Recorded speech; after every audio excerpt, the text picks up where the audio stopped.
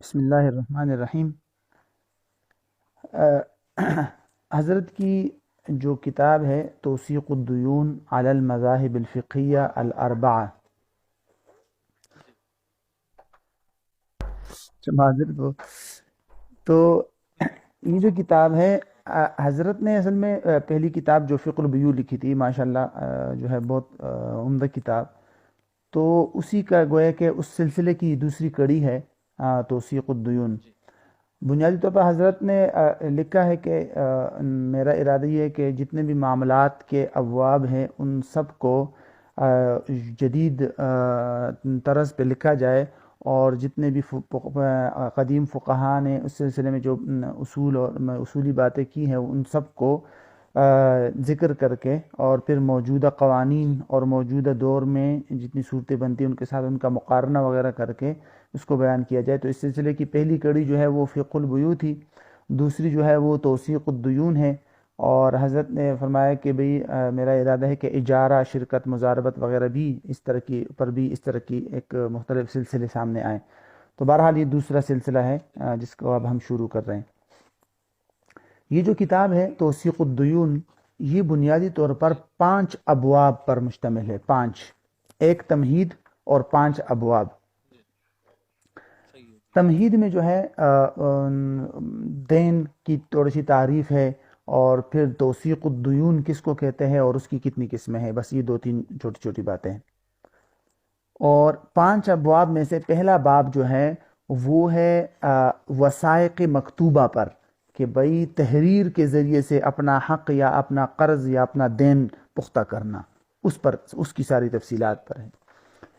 باب ثانی جو ہے وہ عقد کفالہ پر ہے، اور باب ثالث اور رابع، تیسرا اور چوتھا، یہ دونوں ابواب رہن پر ہے، رہن اور اس کی قدیم اور جدید مسائل۔ اور جو 5واں باب ہے اس میں حضرت نے مکمل کتاب کو دفعات کی شکل میں ایک قانونی شکل دی ہے، اور اس کو خلاصہ کے طور پر ذکر کیا ہے 5ویں باب کے اندر۔ تو یہ ہے بنیادی طور پر کتاب کا خاکہ۔ تو کتاب کے جو خلاصہ ہے اس سے پہلے حضرت نے لکھا ہے کہ بھئی اصل کتاب کے اندر تو میں نے عمومی طور پر فقہا کی آراء وغیرہ کو ذکر کیا ہے، لیکن اکثر میں نے کسی ایک مسلک کو دوسرے مسلک پر ترجیح نہیں دی، بہت کم جگہ پر ترجیح دی ہے۔ لیکن چونکہ اب جب خلاصہ لکھا جائے گا یا دفعات کی شکل میں ایک قانونی شکل اس کو دی جائے گی، تو ضروری بات ہے کہ تمام مسالک کو تو اس میں ذکر نہیں کیا جا سکتا، بعض مسالک کی رائے کو لیا جائے گا اور بعض کو چھوڑا جائے گا۔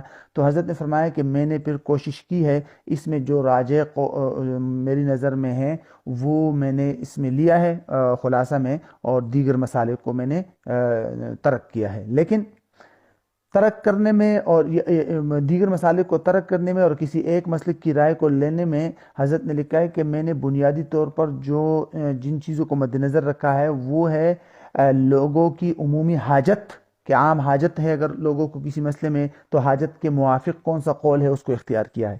اسی طرح موجودہ دور میں جو بازار اور کے جو حالات اور سچویشن ہیں ان کو مد نظر رکھ کر کہ بھئی کن چیزوں کی زیادہ ضرورت ہے، کس قول کو زیادہ جو ہے اختیار کیا جا سکتا ہے آج کل کی مارکیٹ میں، تو اس قول کو اختیار کیا گیا ہے۔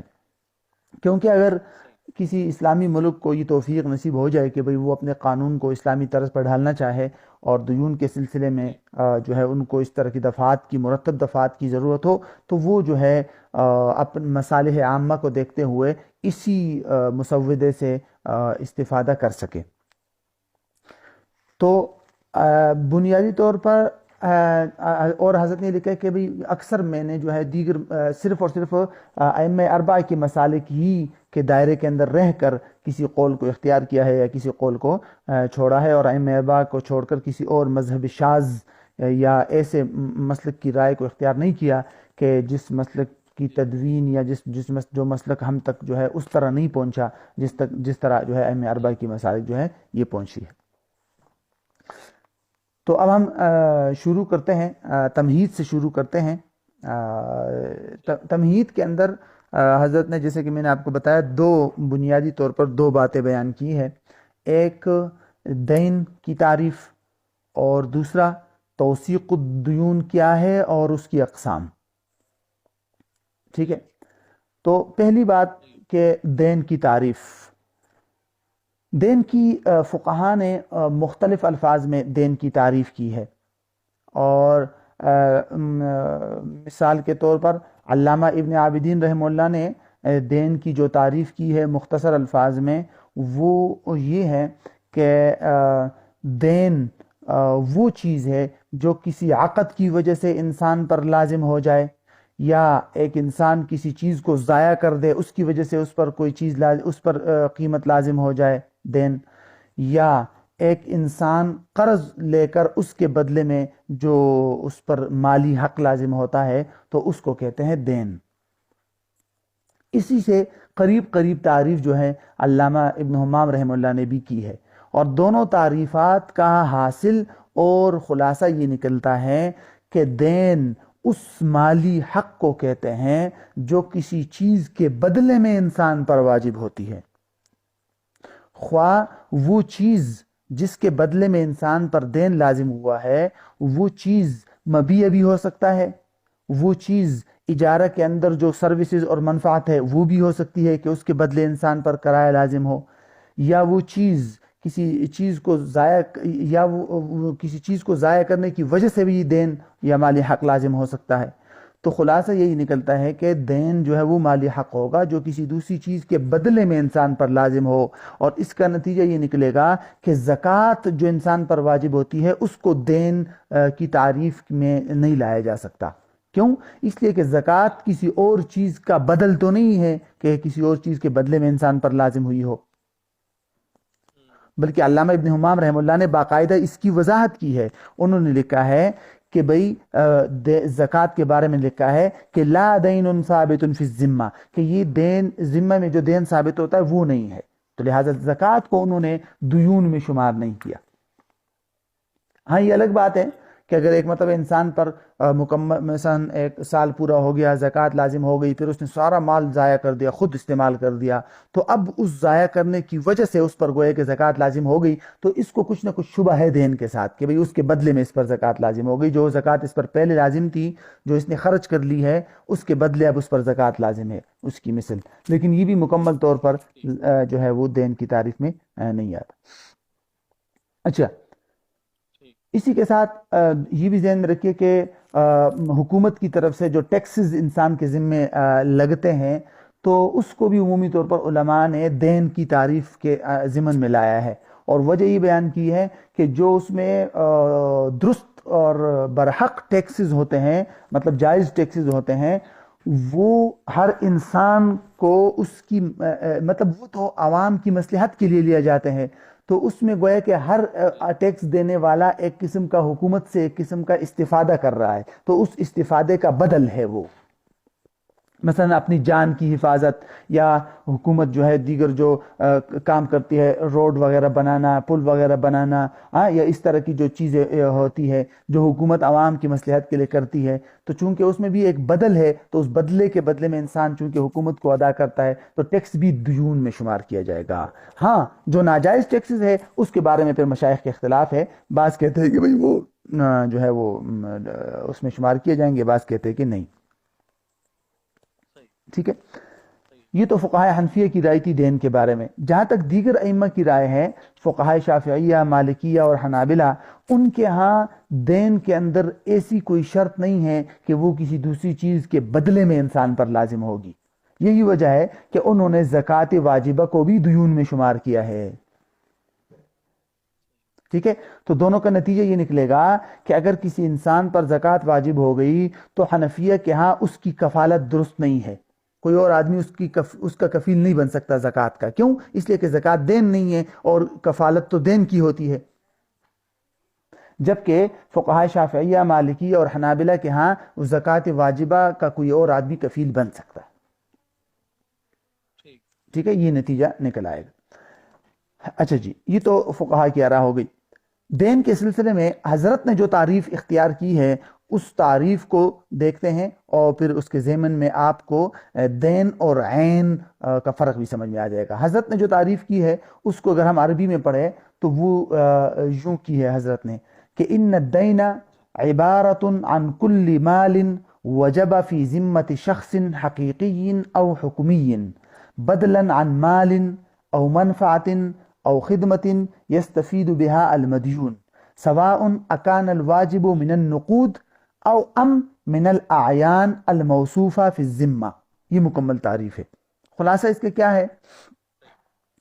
خلاصہ اس کا یہ ہے کہ دین جو ہے یہ اس مال کو کہتے ہیں جو کسی حقیقی یا حکمی شخص کے ذمے میں واجب ہو جائے، خواہ اچھا یہ ہو گیا، اور یہ کسی مال کے بدلے میں لازم ہو جائے یا کسی منفعت کے بدلے میں لازم ہو جائے یا کسی ایسی خدمت کے بدلے میں لازم ہو جائے جس کا مدیون اور مقروض نے جس سے استفادہ کیا ہو، اور خواہ انسان کے ذمے جو یہ مال لازم ہوا ہے یہ نقود میں سے ہو یا ایسے اعیان میں سے ہو جو انسان کے ذمے میں لازم ہو سکتی ہے۔ ٹھیک ہے، اس میں حضرت نے لکھا ہے کہ یہ جو کل مال ان کا لفظ اس میں لایا ہے، اس کے اندر جو غیر مال ہے وہ ساری کی ساری چیزیں نکل گئی، جیسے عبادات ہے یا دیگر حقوق غیر مالیہ وغیرہ ہے۔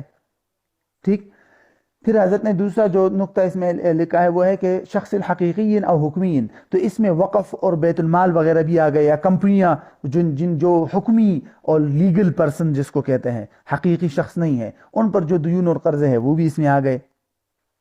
اچھا، پھر فرمایا کہ بدلاً عن مال او منفعت او خدمت، تو اس سے زکوٰۃ وغیرہ جو ہے وہ نکل گئے، کیوں؟ اس لیے کہ وہ کسی چیز کا بدل نہیں ہے، جیسا ابھی ہم نے پیچھے پڑھا تھا۔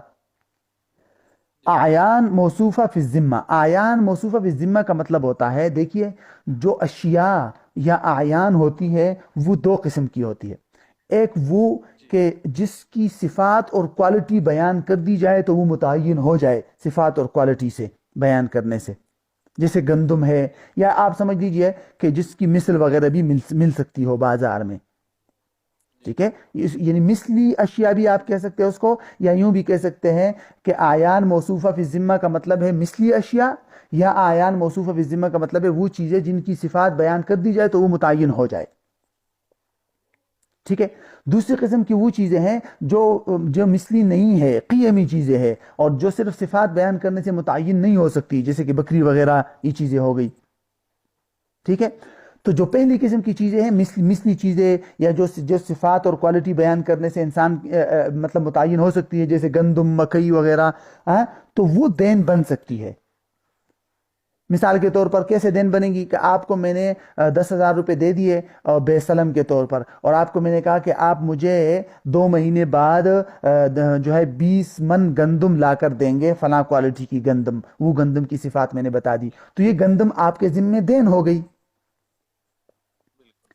لیکن جو بکری وغیرہ ہے، قیمی اشیاء ہے، وہ تو انسان کے ذمے میں دین نہیں ہو سکتی۔ ہاں، اس کی قیمت ہو سکتی ہے کہ اگر آپ نے کسی کی بکری جو ہے وہ مار دی تو اس کی قیمت آپ کے ذمے دین ہو جائے گی، لیکن نفسی بکری جو ہے وہ یا قیمی اشیاء وہ ذمے میں لازم نہیں ہو سکتی۔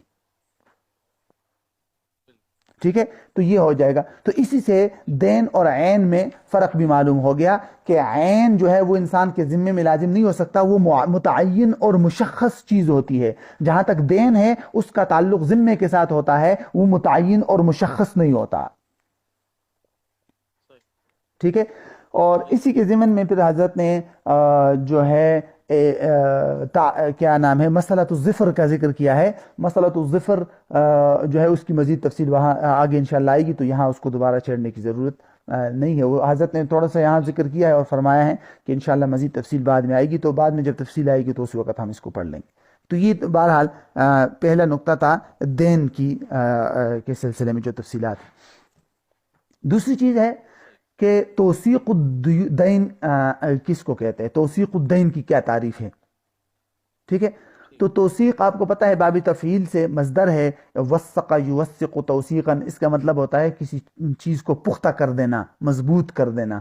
اور توثیق الدین کا مطلب ہوگا کہ اگر آپ کا کسی کے ذمے کوئی دین یا مالی حق ہے، اس کو آپ کسی ذریعے سے پختہ کرے اور لازم کرے تاکہ وہ ضائع نہ ہو، آپ کا حق ضائع نہ ہو۔ ٹھیک ہے، حضرت نے اس کی تعریف ان الفاظ میں کی ہے کیا کہ ہوا تقدیم المدیون الی الدائن ما یثبت حق الدائن فی ذمته او یخول الدائن بالرجوع الیہ مطلقا او عند تخلفه فی الاداء. یہ توثیق الدیون کی تعریف کی ہے. کیا مفہوم ہے اس کا؟ کہ مدیون یا مقروض شخص جو ہے وہ اپنے قرض خواہ کو کوئی ایسی چیز فراہم کر دے یا دے دے جس کے ذریعے سے قرض خواہ کا حق مقروض یا مدیون کے ذمے میں ثابت ہو جائے، جیسے گواہی ہوتی ہے یا لکھت پڑھت جو ہوتی ہے اس کے ذریعے سے ثابت ہو جاتا ہے حق. ٹھیک، یا دائن کو ایسی چیز کسی ایسے آدمی کی طرف سپرد کرے کہ وہ قرض خواہ جو ہے وہ اس دوسرے آدمی سے بھی رجوع کر کے اپنا حق لے سکتا ہے مطلقاً، یا جب اصل مقروض یا مدیون ادائیگی میں ٹال مٹول کرے یا ادائیگی سے عاجز آ جائے تو تب یہ قرض خواہ اس تیسری جہت سے جا کر اپنا جو ہے دین کا مطالبہ کر سکے. تو یہ ہے توثیق الدیون کا مفہوم. تو آسان الفاظ میں اس کو آپ یوں کہہ سکتے ہیں کہ مدیون جو ہے یا تو دائن کو کوئی ایسی چیز فراہم کر دے جس چیز کے ذریعے سے دائن کا حق مدیون کے ذمہ لازم ثابت ہو جائے، یا مدیون جو ہے وہ دائن کو کوئی ایسی جہت فراہم کرے کہ دائن اس جہت سے بھی اپنا حق کا مطالبہ کرے مطلقاً، یا جب مدیون دین کی ادائیگی سے عاجز آ جائے گا تو تب دائن جو ہے اس تیسری جہت سے اپنے حق کا مطالبہ کر سکے، جیسے کفارہ وغیرہ میں ہوتا ہے. تو اس کو کہتے ہیں توثیق الدیون.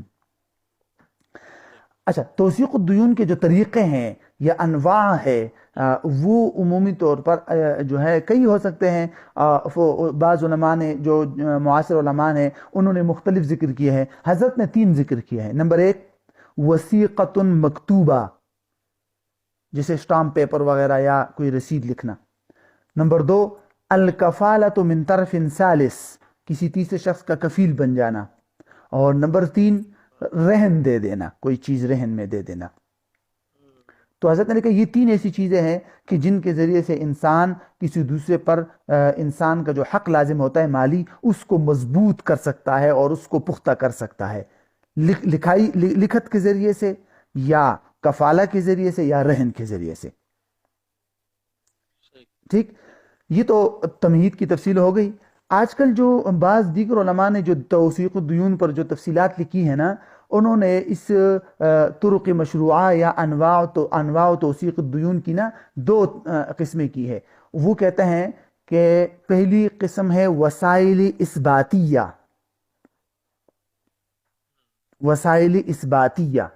اور دوسری قسم ہے وسائل استیفائیہ. استیفاء کا مطلب ہوتا ہے وصول کرنا نا.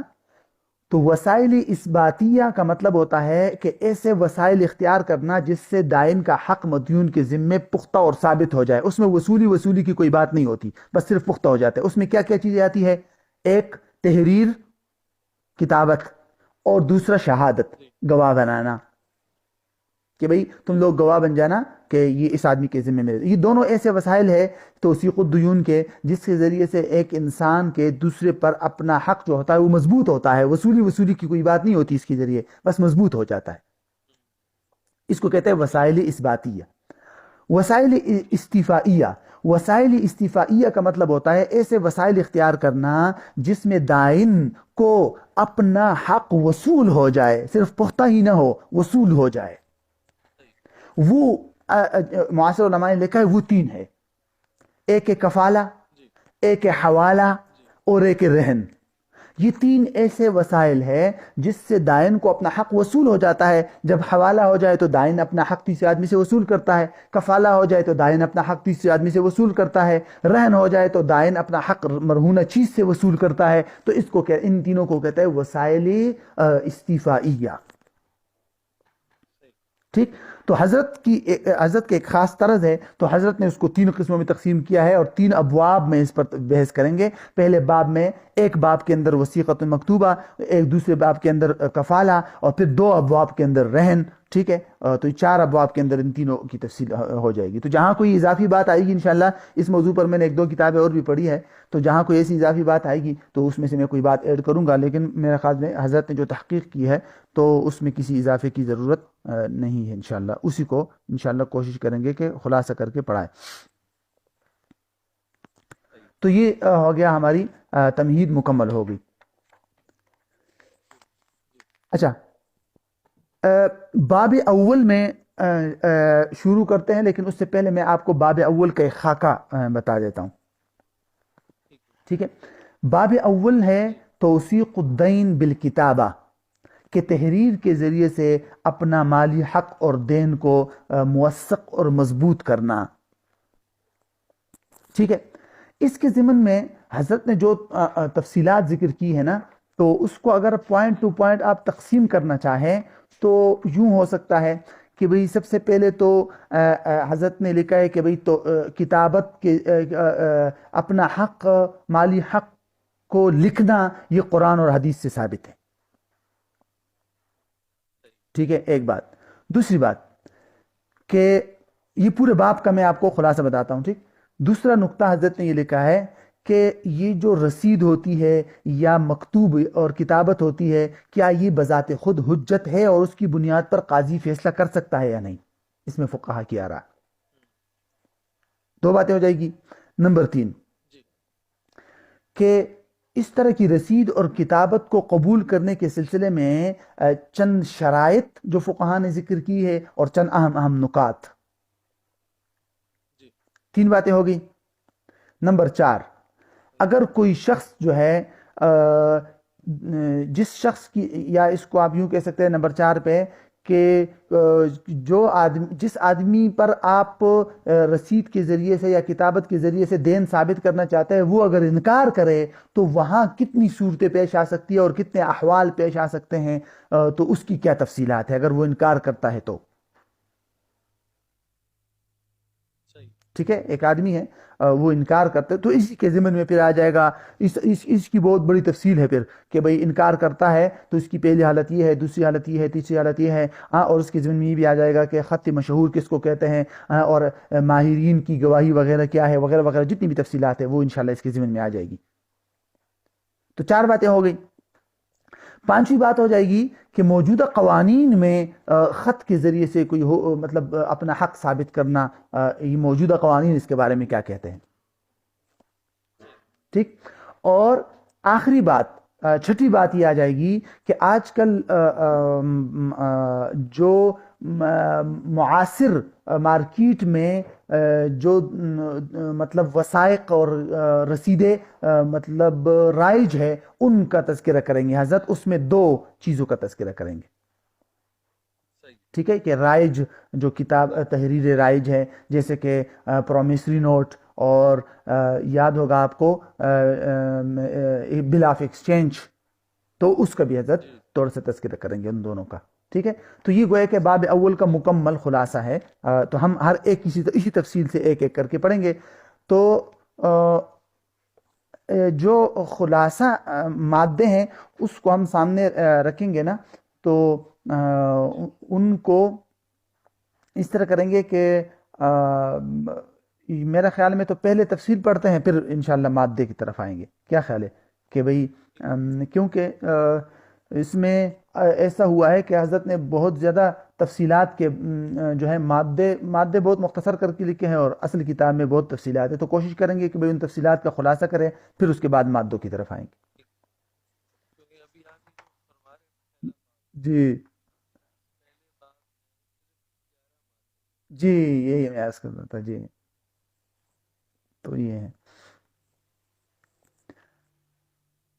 اچھا، تو پہلے دو باتیں ہم پڑھ لیتے ہیں، باقی انشاءاللہ پھر جب انشاءاللہ مادوں کی طرف آئیں گے تو پھر دیکھیں گے۔ ابھی ہم پہلا مادہ شروع نہیں کر رہے ہیں، ابھی ہم ابتدائی طور پر چند باتیں ذکر کرتے ہیں، اس کو دیکھ لیجئے۔ سب سے پہلی بات ہم نے کیا پڑھی تھی اس باب کے اندر؟ پہلی بات یہ تھی کہ بھئی قرآن اور حدیث سے اپنے مالی حق کو لکھنا یہ ثابت ہے، ٹھیک ہے۔ قرآن کی مشہور آیت ہے سورہ بقرہ کی، اللہ تعالیٰ کا ارشاد ہے کہ اعوذ باللہ من الشیطان الرجیم، یا ایھا الذین آمنوا اذا تداینتم بدین الی اجل مسمی فاکتبوہ ولیکتب بینکم کاتب بالعدل۔ تو اس میں فاکتبوہ باقاعدہ ایک امر کا صیغہ آیا ہے کہ بھئی جب تم اس طرح کا ادھار معاملہ کرو تو اسے لکھو، اور امر کا صیغہ آیا ہے تو اس سے بعض حضرات کی یہ رائے بھی سامنے آئی ہے کہ وہ اس کو واجب سمجھتے ہیں کہ بھئی ادھار معاملات کو لکھنا واجب ہے کیونکہ یہ امر ہے، لیکن جمہور علماء کی رائے یہ ہے کہ بھئی لکھنا واجب نہیں ہے، یہ ایک ترغیبی حکم ہے اور ایک استحبابی حکم ہے، کیونکہ اسی کے ساتھ آگے ہی بھی ہے نا، فَإِنْ أَمِنَ بَعْضُكُمْ بَعْضًا فَلْيُؤَدِّ الَّذِي اؤْتُمِنَ أَمَانَتَهُ وَلْيَتَّقِ اللَّهَ رَبَّهُ۔ ہاں کہ اگر یہ دیکھیں اس آیت کے اس ٹکڑے سے تو یہی معلوم ہو رہا ہے کہ بھئی یہ کوئی لکھنا کوئی واجب اور ضروری نہیں ہے، تو جمہور کی یہی رائے ہے کہ یہ کوئی واجب نہیں ہے۔ احادیث سے بھی بہت سارے احادیث سے ثابت ہے، اور کچھ تو وہ احادیث ہے جس میں آپ صلی اللہ علیہ وسلم نے بہت سارے مطلب ایسے وثائق اور ایسے مکتوبات لکھوائے ہیں اور لکھے ہیں، اور ایک مشہور حدیث ہے جس کو امام ترمذی رحمہ اللہ نے ذکر کی ہے کہ ابن وہب سے وہ فرماتے ہیں کہ بھئی ایک صحابی ہے عدہ بن خالد، تو عدہ بن خالد نے اس طرح کا ایک وثیقہ ان کو دکھایا تھا، اس طرح کی ایک تحریر ان کو دکھائی تھی جس میں یہ آیا تھا کہ بھئی عدہ بن خالد نے آپ صلی اللہ علیہ وسلم سے جو ہے وہ کوئی خریداری کی ہے، کوئی چیز خریدی ہے، یعنی کوئی غلام یا باندی یا اس طرح کوئی چیز، تو وہ جو تحریر تھی جو انہوں نے خریداری کی تھی آپ صلی اللہ علیہ وسلم کے ساتھ، وہ تحریر موجود تھی۔ تو بہت سارے احادیث سے بھی یہ ثابت ہے۔ اچھا، اب جو مادہ نمبر 1 سے لے کر،